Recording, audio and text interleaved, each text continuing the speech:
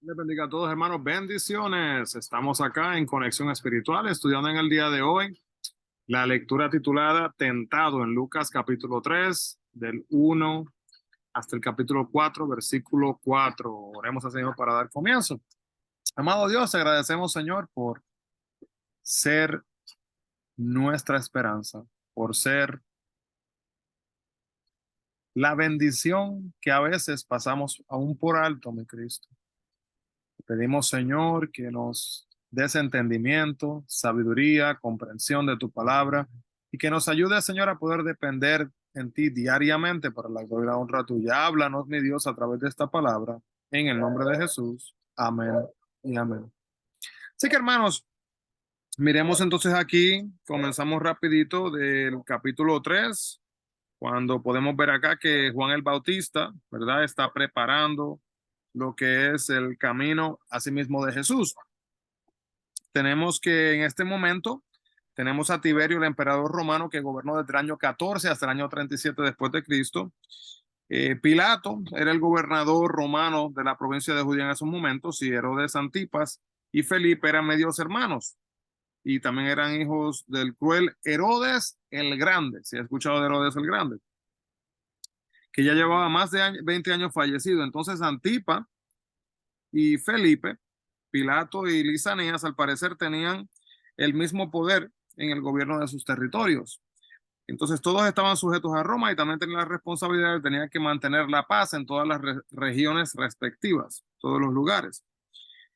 Bajo la ley judía, hermanos, solamente había un solo sumo sacerdote, no más.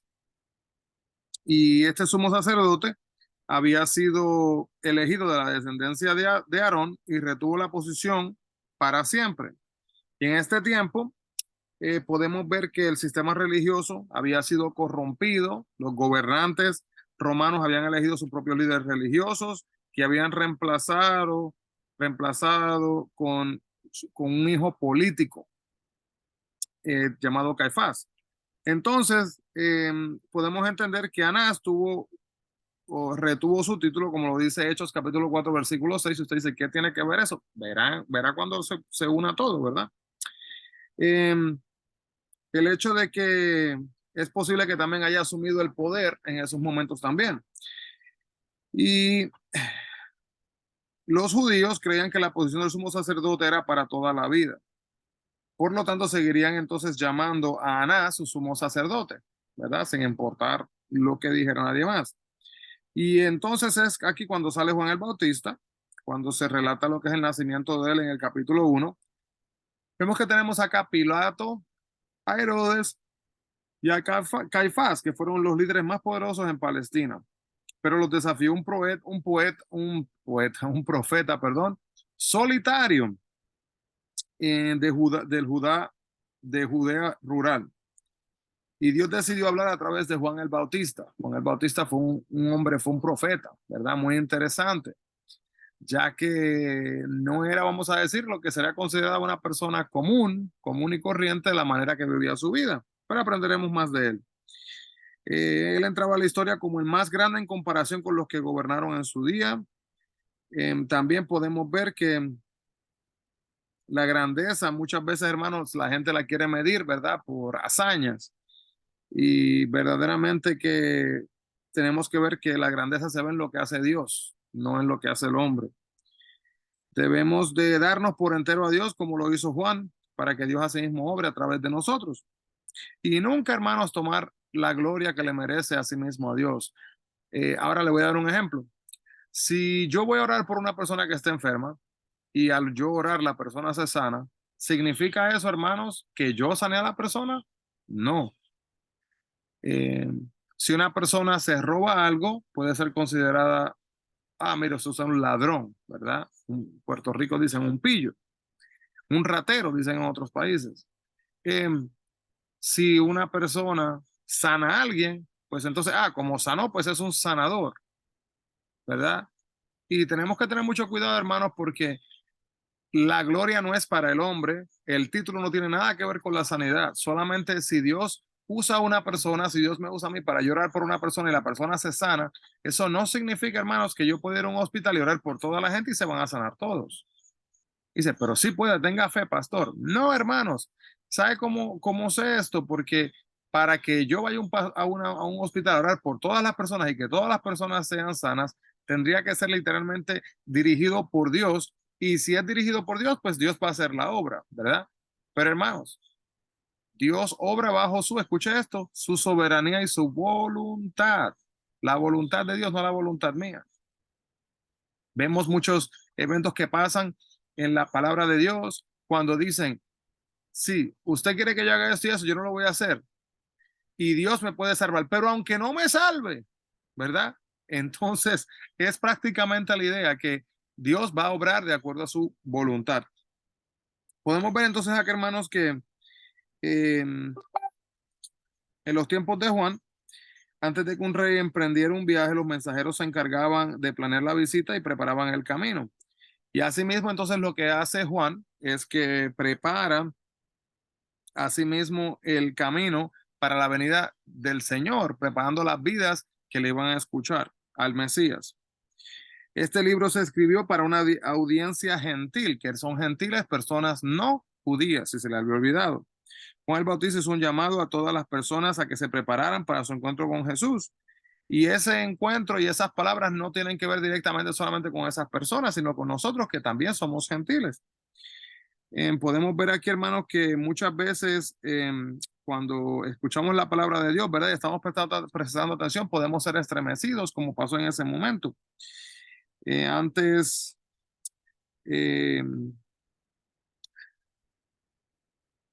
cuando uno está ante Dios, delante de Dios, ¿verdad? Podemos ver que para estar delante de Dios, hermanos, tenemos que tener un corazón contrito y humillado. Muchas veces los líderes religiosos dependían más de su genealogía, de dónde habían salido, ¿verdad? De sus padres anteriores, de las personas que ya habían fallecido, que de su relación real con lo que era Dios. Tenemos que entender, hermanos, que nosotros tenemos una responsabilidad, ¿verdad? Y es el hecho de que la religión, y más me gusta que esa palabra es la palabra relación. La relación con Dios, hermanos, no es heredada. No es heredad, eso es una decisión que tiene que tomar una persona de si va a seguir o no va a sí mismo a seguir. La confesión de pecados y cambio de vida son inseparables, van mano a mano, hermanos. Y de igual manera, la fe sin obras es muerta, como lo dice segunda de Santiago capítulo 2, el 14 al 26. Estas palabras de Jesús fueron dirigidas a los líderes respetables, ¿verdad? Y los líderes religiosos que cerraron sus corazones, ¿verdad? A tener un verdadero cambio a sí mismo en sus vidas. Podemos ver acá entonces también en estos capítulos que el mensaje de Juan demandaba al menos dos respuestas específicas cuando la gente escuchara. Número uno, era que comparta con los que están en necesidad. Y número dos, que cualquiera que fuera su trabajo, que lo hiciera bien, con imparcialidad. Podríamos quizás también mirar el hecho de que tenemos que estar contentos, ¿verdad? Con el salario. Y Juan no tenía tiempo para dirigir un mensaje de consuelo a los que vivían con indiferencia o egoísmo. En otras palabras, era un mensaje, hermanos, penetrante, un mensaje real. Haga un cambio, reconozca a Dios y entrégale su vida. Prácticamente podemos resumirlo de esa manera. Los romanos, hermanos, reunían dinero para su gobierno explotando los privilegios de la recaudación. Entonces los cobradores de impuestos lo que hacían era que obtenían su sustento agregando una considerable suma al total, todo lo que pudieran quitar y se quedaban con ellos. Entonces podemos ver, hermano, imagínense que si la persona debía, póngale 30 denarios, pues le cobraba 35. Entonces cogía y le daba a los romanos lo que tenían que entregarle y ellos se quedaban la persona, el colectador de impuestos con más. Entonces podemos ver que el mensaje de Juan echó raíces donde menos se esperaba. Echó raíces en los pobres, en los criminales y aún el odiado ejército de ocupación. Estas personas eran personas terriblemente conscientes de su necesidad y también estos soldados eran parte de las tropas romanas que eran enviadas a esta distante provincia para mantener la paz. ¿Y qué hacían, hermanos? Iban allá y oprimían a los pobres, a los más necesitados y se aprovechaban de ellos para su propio beneficio. El bautismo de Juan con agua simboliza el lavamiento de los pecados. Escucha, hermanos, simboliza. Algunas personas dicen que el bautismo, ¿verdad? Es es algo sobrenatural que literalmente hace un cambio físico y verdadero en lo que es el cuerpo de la persona, y que si usted baja con arrugas, sube sin arrugas. Yo he escuchado eso, no sé si he escuchado, hermano. Si usted baja de una manera, sube de otra. Y es un simbolismo, es una representación. Ahora, ¿puedo yo negar que han habido milagros en medio de un bautismo? No, no se puede negar. Pero repito, en base al plan y el propósito de Dios, no podemos dar atributo a cosas que no lo tienen. Entonces, vemos acá, hermanos, que eh, Juan advierte, ¿verdad?, del juicio venidero, comparando a los que rechazan vivir para Dios con la paja, lo que es lo inservible, ¿verdad?, del grano. Y también en contraste, pues compara a los que se arrepienten y arreglan su vida con el grano que se nutre a sí mismo. Podemos ver que el aventador era un instrumento de madera que tenía una forma como de un tenedor, ¿verdad?, para limpiar el grano en la trilla, y así lo separaba y lo limpiaba de cualquier imperfecciones. Entonces, quien se niegue a que Dios lo use será desechado porque son inútiles al desarrollo de la obra de Dios. Ay, qué palabras fuertes, hermano, no las digo yo, las dice la palabra de Dios. Y en estos versículos podemos ver, hermanos, que Lucas salta al futuro para continuar la explicación acerca de Juan el Bautista por el orden cronológico de los acontecimientos, que se puede ver entonces asimismo en los versículos. Lucas también enfatiza el lado humano de Jesús. Explica que vino de padres humildes, lo anunciaron pastores a pastores y extranjeros.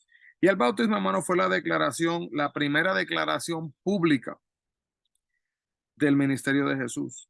Y en lugar de ir a Jerusalén a identificarse con los líderes religiosos establecidos, Jesús fue al río, y lo que hizo fue que se identificó con los que se arrepentían del pecado.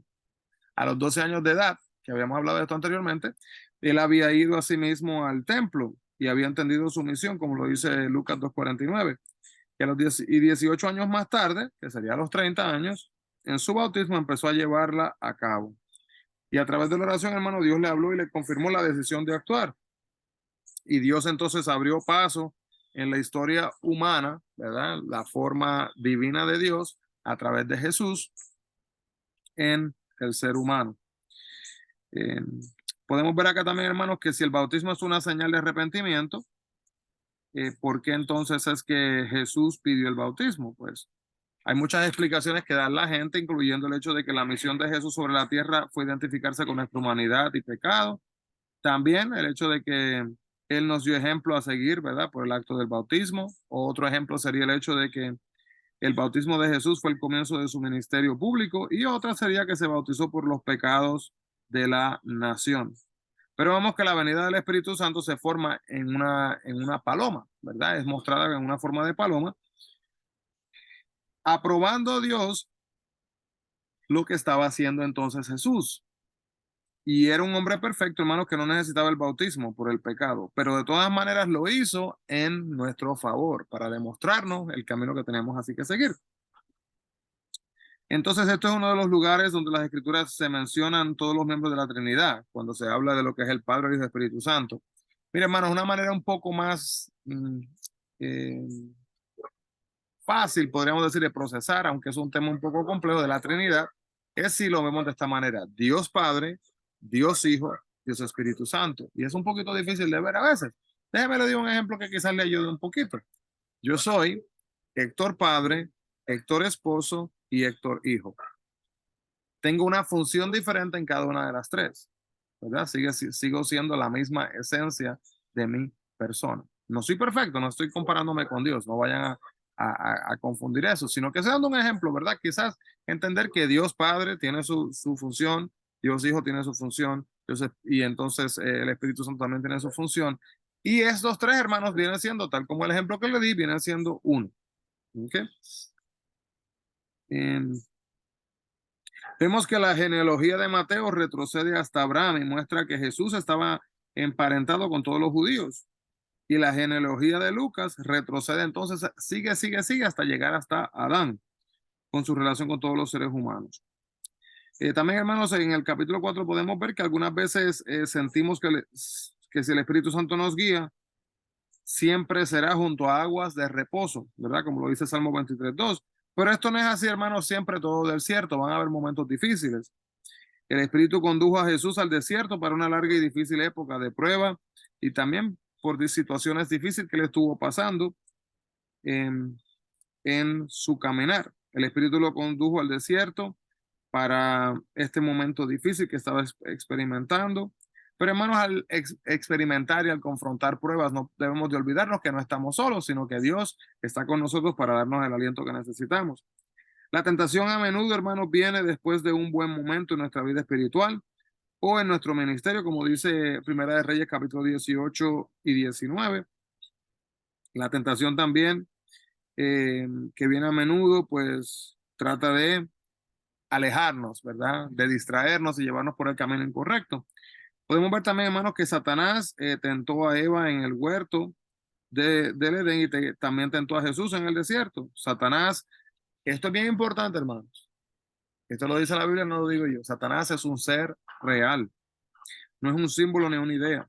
Y constantemente, hermano, hay una lucha. Ahora mismo que yo estoy grabando este video, hay una lucha aquí en las huestes que no lo podemos ni ver, ¿verdad? Para que se dañe la computadora, para que el video deje de funcionar, para que no podamos escuchar la palabra. Y si supiera, hermanos, las veces que han pasado momentos donde se está haciendo algo, ¿verdad? Para la gloria y la honra de Dios y de repente hay un obstáculo que trata de detener que esto prosiga hacia adelante. Jesús usó la escritura para enfrentar los ataques de Satanás y nosotros podemos hacer lo mismo. Pero ¿qué pasa, hermanos? Si no nos educamos en la palabra de Dios, si no escudriñamos su palabra, ¿cómo vamos a usar la palabra de Dios para así mismo defendernos? Algunas veces personas piensan en esta pregunta, que es una pregunta muy buena. El hecho de por qué fue necesaria la tentación de Jesús. La tentación de Jesús, hermanos, nos muestra primero que nada lo que es la experiencia humana. Para que Jesús fuera netamente humano y pudiera entendernos del todo, ¿verdad? Tuvo que enfrentar la tentación. Y de igual manera, podemos ver que ese era el plan divino de Dios. Podemos ver, hermanos, que el conocer y el obedecer la palabra de Dios, ¿verdad? Eh, es verdaderamente la mejor arma que puede traer eficacia en contra de lo que son las tentaciones y las pruebas. Podemos ver también que Jesús usó la escritura, como dije, para enfrentarse con Satanás y nosotros tenemos la responsabilidad, hermanos, de educarnos en la palabra de Dios para que así podamos hacer exactamente lo mismo. La tentación de Jesús, ¿verdad? Fue algo, como dije anteriormente, que fue parte de la experiencia humana, algo necesario. Satanás muchas veces, hermanos, plantea interrogantes acerca de lo que Dios ha dicho y trata de causar dudas en la mente de las personas. Y él entiende que cuando nosotros empezamos a cuestionar a Dios, ¿verdad? Es posible que pueda entonces conseguir mucho más fácil que nosotros hagamos lo que él quiere que hagamos en vez de que hagamos lo que Dios quiere que hagamos. Mira lo que pasó, hermanos, con Adán y Eva. Mire la conversación entre la serpiente y entre Eva. Mira, todo comenzó una conversación como que muy sana, ¿verdad? O de una manera muy inocente comenzó todo, pero de repente se volvió ya en algo retante, ¿verdad? En esa tentación. Y algunas veces nos sentimos que nos sentimos sentados a hacer algo malo en sí, pues podemos ver asimismo que en esos momentos, por ejemplo, el transformar las piedras en pan no es necesariamente algo dañino. El hecho no era pecado. El hecho, hermanos, ahí no era el hecho de que si esto era pecado, no era el hecho de el motivo. ¿Cuál era la razón por la cual se estaría entonces haciendo en esos momentos? Satanás trató de que Jesús se desviara a expensas de sus metas a largo plazo y que se saliera del plan divino que Dios tenía sobre su vida. A menudo no solo nos tientan nuestras debilidades, sino que también nuestros lados fuertes. Satanás tentó a Jesús, hermanos, por donde él estaba firme. Jesús tuvo poder sobre las piedras, los reinos del mundo y aún sobre los ángeles. Y Jesús pudo haber hecho estas cosas que se le estaban retando que hiciera. Asimismo, hermanos, cuando damos lugar al diablo, escuche bien, y usamos erróneamente nuestra fuerza, nos volvemos soberbios y autodependientes. Mire qué cosa triste y preocupante. Al confiar en nuestros propios poderes, hermanos, lo que hacemos es que literalmente echamos a un lado ¿verdad? La ayuda de Dios, la necesidad de la guianza y la fortaleza de Dios y nos enfocamos en nosotros mismos, como si fuéramos literalmente suficientes para poder obtener la bendición de lo que necesitamos, obtener la solución del problema, olvidándonos de que toda la gloria debe de ser siempre para nuestro Señor Dios. Así que hermanos, mire, no enfoque su visión, no enfoque su vista en lo que está a su alrededor, enfoque su vista en Dios. Amado Dios, te adoramos y agradecemos por la oportunidad, Señor, de poder recordar y reconocer, Señor, que tú eres el único que tiene la solución para todo.